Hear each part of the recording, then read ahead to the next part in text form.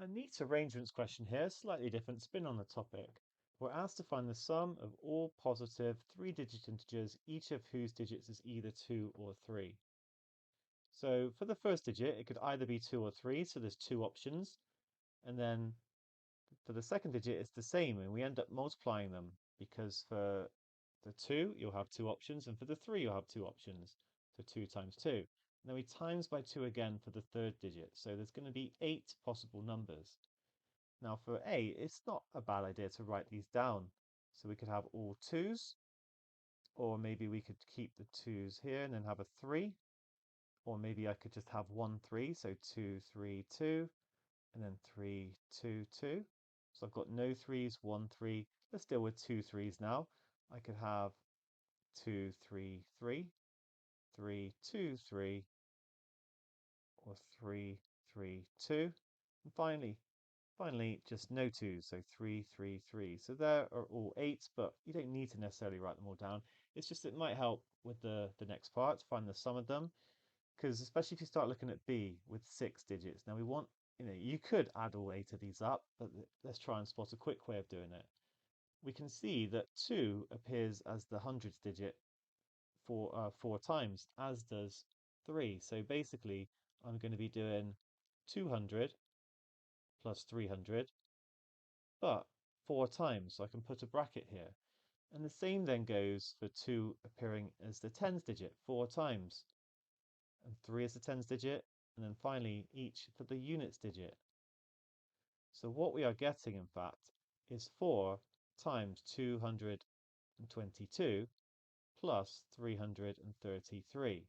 That's what it amounts to, which is 4 times 555. Wow. So 4 times 500 is 2000, 4 times 50 is 200, 4 times 5 is 20. We end up with 2220. Let's look at part B, the sum of all positive 6-digit integers whose digits are either 2 or 3. Nice. Again, there's going to be two options for each one.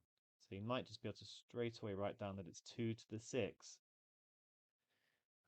which is 2 cubed times 2 cubed, so 8 times 8, or 64.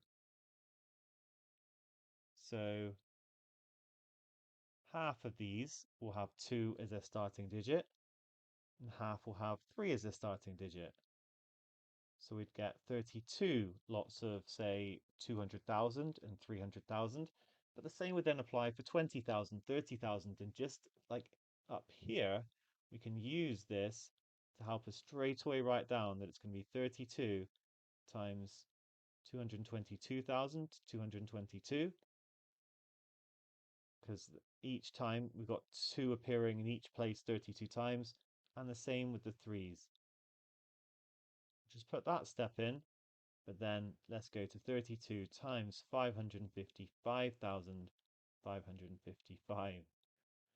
All right, well, that is the answer, but we're being asked to leave the answer as a product of prime factors. So we've got 2 to the 5 times 5 clearly goes into this, times 111,111. Right, let's deal with that. Well, I can see that 111 will go into it because it goes into the first 3 digits and then into the second 3 digits. You might be able to write the answer straight down here, but it's going to become 1, and then there's 0, 0 as we carry the 1's over 1. This is quite an interesting little thing to be aware of, actually. You see it sometimes when you get things like ABC, ABC, and you get asked what number definitely will divide into this. And we know, for example, when we divide by ABC, that we'll get 1001. So it's all about the factors of 1001, which I'm going to talk about now. Because in fact, 1001 is 7 times 11 times 13. So it's a good one to know. If you don't know it, then you've just got to, try some out until you get there. Now, actually, I've not quite broken down 111 yet. That is divisible by 3. So we get 337.